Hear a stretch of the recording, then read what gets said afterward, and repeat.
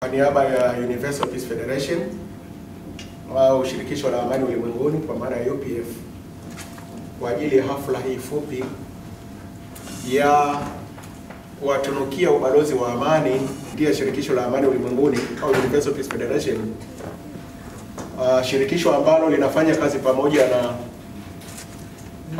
Umoja wa Mataifa au United Nations katika kusapoti shughuli zinazofanywa na Universal Peace Federation, hasa katika upande ule wa uendeshaji wa semina zake mbalimbali, semina za amani, hasa katika jamii zetu za kanda ya UPF Tanzania.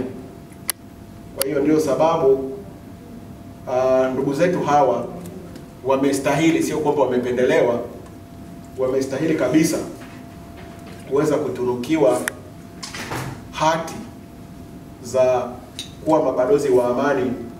Tutahakikisha kwa nafasi zetu katika nchi yetu, bila kuangalia vyama, bila kuangalia chochote, katika ubalozi huu ambao umetunukiwa leo, kuhakikisha amani inakuwepo kwa vyama mbalimbali. Kuna madhehebu mbalimbali ambayo ni ya Kikristo na yasiyo ya Kikristo na hata ya kimila.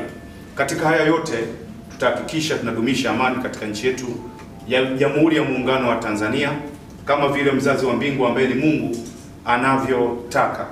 Lakini kinyume na hayo pia tutahakikisha tunafundisha kama ambavyo mwakilishi wa UPF ambaye umesimamia zoezi hili tupatia usia kwamba tukasimamie na kufundisha swala zima la amani. Zipo fikra ambazo watu wanakuwa nazo, kila mtu kwenye kichwa chake ana fikra zake. Wapo wenye fikra za kuharibu nchi yetu, wapo wenye fikra za kuharibu maisha yetu, lakini katika kipindi hiki hasa cha uchaguzi, tunapoendea uchaguzi mwaka huu mwezi Oktoba, tunaamini itakuwa hivyo.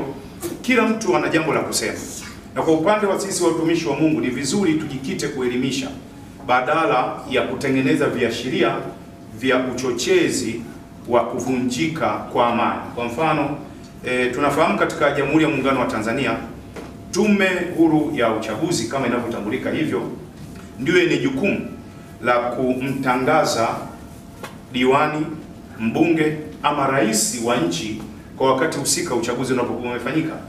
Lakini kwa sisi watumishi wa Mungu ni vizuri tujikite zaidi katika kuelimisha na kufundisha badala ya kuwa tunatoa nabii ambazo zinaweza kuleta chonganishi baina yetu.